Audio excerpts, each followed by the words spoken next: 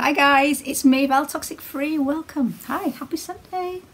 Now, I finally got through it. It's quite in depth, it's quite heavy, and it was recommended to me by my therapist because that's what he thinks or he thought I was. Excuse me. And reading it, yeah, I can see I do have a lot of traits of this. Now, I've written a lot of notes down because it's quite heavy.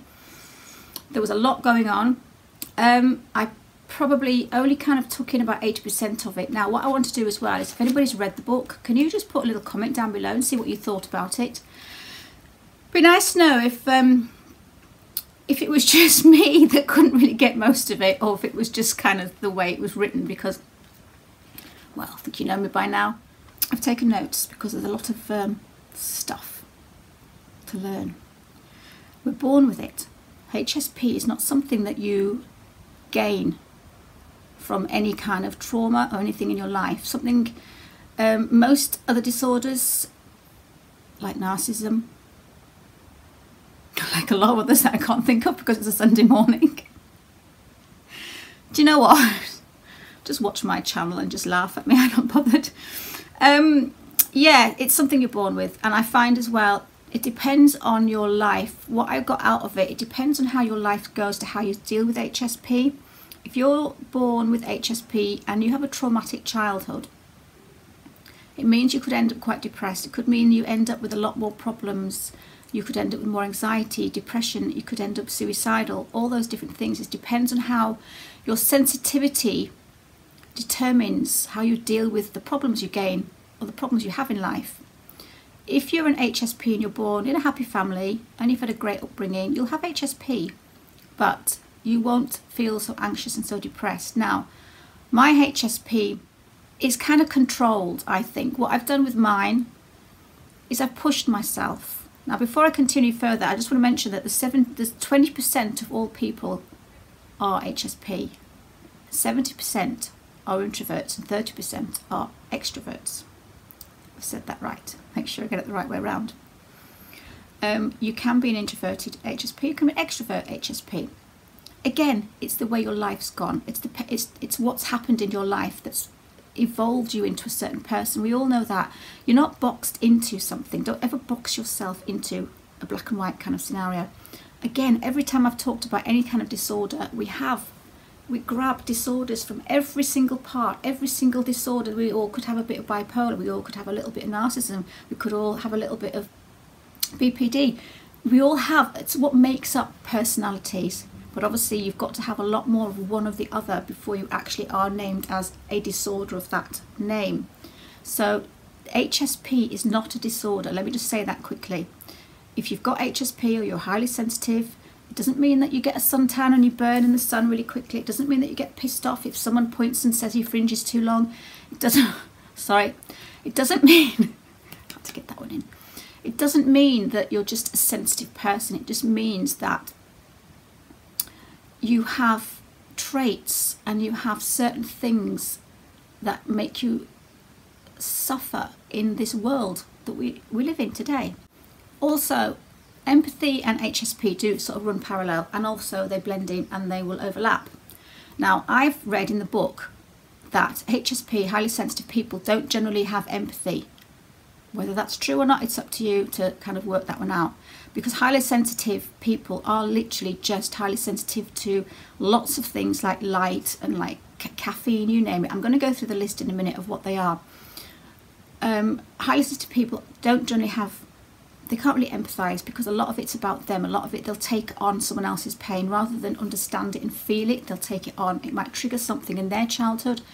They tend to be the ones that will go, oh, you know, if someone's puppy's died, rather than having empathy and comforting them, it might affect them more. It might make them feel that it's too traumatic and they have to walk away because they can't stand seeing. Where an empath will give more than take, if that makes sense. Now, with empathy, you've obviously got to have HSP. You've got to be a highly sensitive person as well to have empathy. So they kind of run together. But again, HSPs have less empathy, if not any, which is what the book says. It depends on your opinions. Empathy has both. I don't think you can be empathic without being highly sensitive. But again, we all have our opinions on these things. I'm going to go through a list of the things Positive traits. Again, it's not a flaw. There's nothing wrong with you. You're not a disorder. So positive traits with HSP. We're not all shy. A lot of people with HSP, especially if they're born and are brought up as a child, they're probably shy. They probably go to a corner and quiet. Do you know what it is? I think a lot of quiet introvert people learn more, and that's another thing. We're so busy watching and being quiet, we pick up a hell of a lot more in the world than people who are extroverts, who are too busy shouting and mouthing and being the centre of attention. They're not learning. A lot of HSP, they do tend to learn about the surroundings a lot more.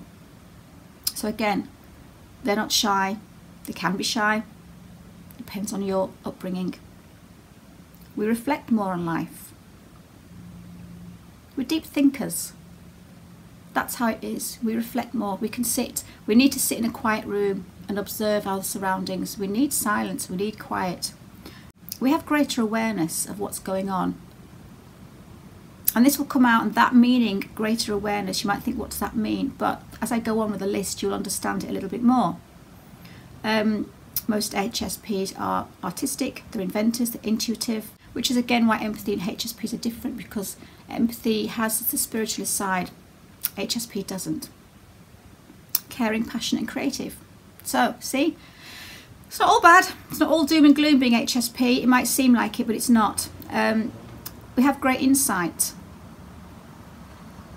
And I suppose, I hope that's what my channel's about, is maybe I don't go too in depth with all a lot of channels that go really deep into the psychology of it. I don't, because I know I blossom in my own way, and I think if we know something and we are something and we're good at something, just stick with that. Don't try and go into a sort of an area that you're not really good at or you don't enjoy. That's another thing that HSPs should learn through their lives, is don't get jobs that you don't enjoy. You have to surround yourself in a certain environment that fits the personality that you are. We're deep thinkers and deep conversationalists. I find that. I remember having a boyfriend once, and he was not a deep conversationalist, and I was trying to have a conversation with him, and it was just, I know.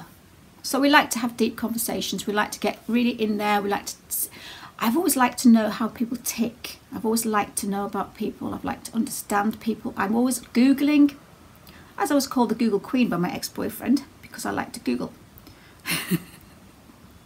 So, there you go. Let me know if this is something that I've always done this thing right, and to read it is weird. I've always, it says here, learn things without realising. I'll come up with words. I came up with a word the other day. It wasn't perplexed, but it was something very similar. And I was like, how do I know that word? And that's because of the greater awareness that we have. That's because of the intuitive. That's because we're quieter. We sit and we analyse a lot more. We're subliminally picking in or pulling in and picking up things from our surroundings. We learn things without actually realising we've learnt them. That's the greater awareness. That's the awareness that we have. So yeah, sometimes I'll just say something or do something and think, how did I know that? So that's basically what it means there. Perfectionists. Now, a perfectionist isn't somebody who's perfect. Don't get us wrong. We're not going around going, we're fantastic, we're better than everybody else. We just aim to try and do the best that we can. And then again, we're a bit hard on ourselves when we can't. But yeah, perfectionists. That's the list I've got at the moment for positive traits. There's probably a hell of a lot more. And again, if there's any more that you guys have got, just pop them down in the comment box. We're just listeners. We're deep listeners, deep thinkers, but this is why we do absorb the world. This is why we get upset. This is why we get sad.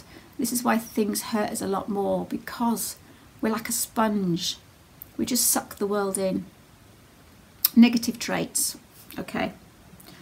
Overstimulation causes stress. So if you're in a crowded room, if it's Christmas and you're in a shopping mall and everybody's around singing Happy Christmas and chucking things in your face and giving you leaflets, and we need quiet. Now, when I finish work, I have friends that say to me, let's go out for a drink, let's meet up, let's go out on a Friday. I can't.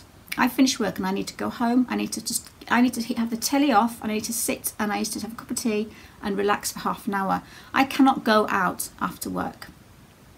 I can at a push. If it's something really special for someone else, I can. But my God, when I finish work, because I'm a hairdresser, I've talked and talked and given and been creative all day.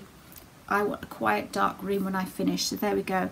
So, you know, could be positive, could be negative, depends how you look at it. We have more vivid dreams. Now that's something that I've always had. My dreams are like little mini movies in my head sometimes. I wake up and think, what the hell was that about? Repetitive dreams as well. I do have a lot of repetitive dreams, so again, let us know. So that's one thing, vivid dreams. A lot of HSPs, really vivid dreams. We feel judged.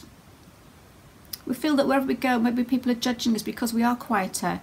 Maybe they're judging us because we've got anxiety. Maybe they're judging us because we don't want to go out as much and they think that we're boring or antisocial. We feel that we're always being judged because of the way we are, because of the way we need to live our lives. We get burnout, which is what I've had last week. I got a bit of burnout this week, very, very tired, very run down, which is why I was supposed to do this video last week, but I was just so exhausted and never got around to it. We start new projects before finishing the last one. I'm doing that all the time. Housework.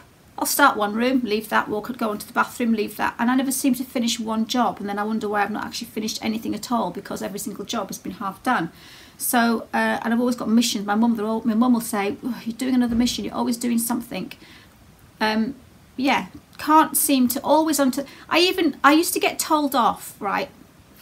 I'm coming up with my little stories now. I hope this video is not too long. I'd be making a cup of tea, for instance, when I was married. Let's not go in there again with that conversation, but I would leave the milk out because I was always on to the next job. So somebody'd come in the room and criticise me for leaving the milk out. I was great because I did so many things wrong, and I think that's why we get picked on, and they've got lots of things to pick on us because we do stupid things. I used to leave the milk out, again, starting one job, not finishing off. I got criticised for that. So I was a smorgasbord for critiques, basically. But I could never finish a job before I did that. I'd forget what I was doing previously before I moved to the next one. And then someone would say, hey, what's the mess over here? And you go, oh God, sorry, I forgot I was doing that. There you go. We're not very good at multitasking neither, apparently. So that's what I gained. Music, lights, crowds, noise bother us. Obviously, what I said before. We're prone to anxiety, basically, which is pounding heart, stomach churning.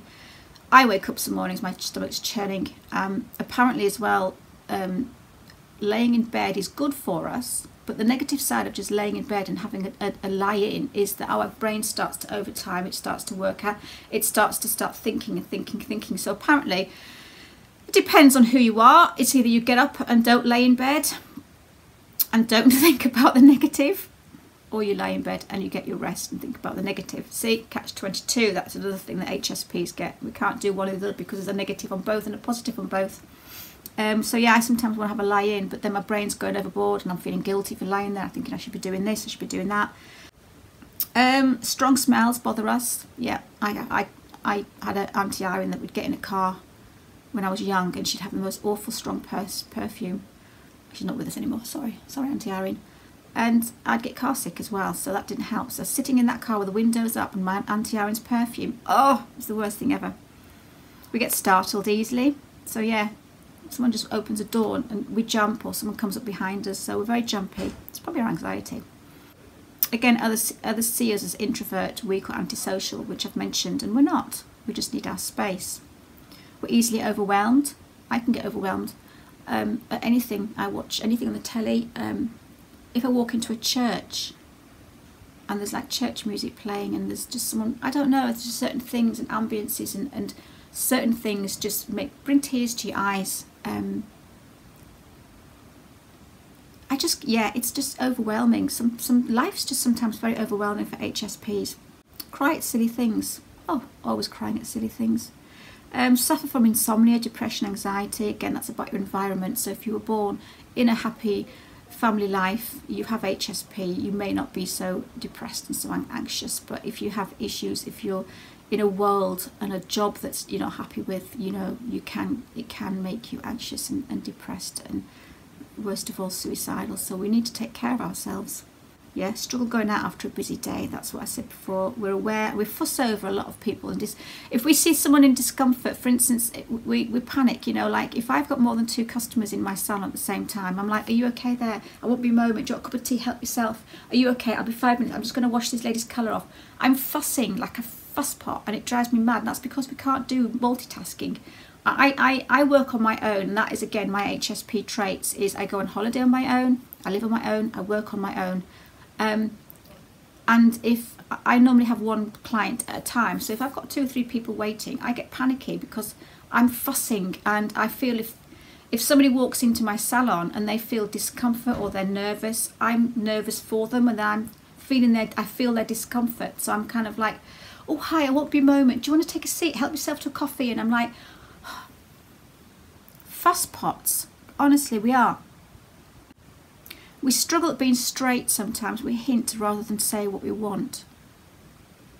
We're not straightforward sometimes. I've learned to be a little bit more straightforward in my time, but we aren't straightforward. We just go, oh, I hope you don't mind, but can you do this? Or, oh, I think maybe you want to be, do you think maybe it needs to be done like this? And rather than just saying, do it this way, we go around the subject because we're so scared to offend somebody all the time.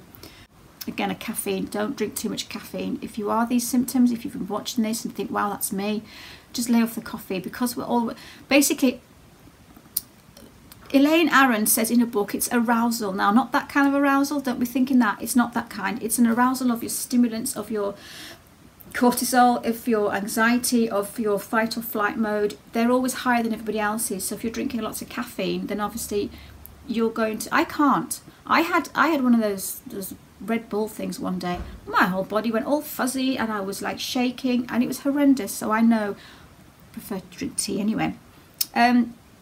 So ways to deal with HSP, and these are things to look out for. Push your fear boundaries. So this is what I think I've done, and this is why maybe that I'm not so introvert and I'm more extrovert as an HSP.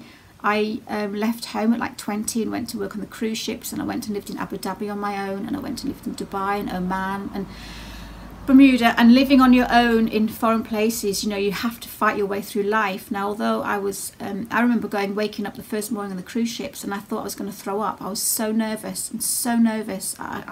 It was awful. I just couldn't cope, but I pushed myself. And you build up your fear muscle, you build up the anxiety, and you kind of like can work and hold on to it and deal with it a little bit more. So basically push your fear boundary, and that's with lots of things really. Reframe stressful situations. So yeah, you know, if you're walking into a shop and you start to get anxiety because it's busy, just try and reframe it and say, you know, these are only people, they're not going to hurt me, they don't even notice, no one's even looking at me. Try and reframe a situation. Again, like I've said, you know, no one's died, things aren't going to happen, things are okay.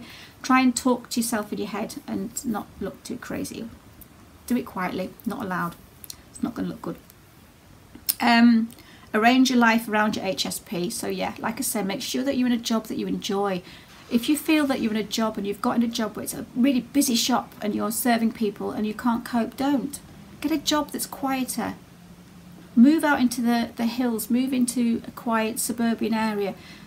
You have to fit your environment and fit your lifestyle around your HSP, because you have HSP and you're living in the middle of London or in the middle of New York. I couldn't cope. I remember being in Bermuda for 3 weeks, and I go fishing. I sit on the end of a rock with my fishing rod. No one's around. I have my scooter, and I'm in heaven. I landed back in Gatwick Airport and got in a taxi, and I sat in the back of that taxi, burst into tears, because the people, the noise, the traffic, the cars, everything was just too much. And I just sat there and I'm like, oh my God, I'm back to reality. I couldn't cope. So if you're living in and you're working in a situation like that all the time, you're going to make yourself really sick.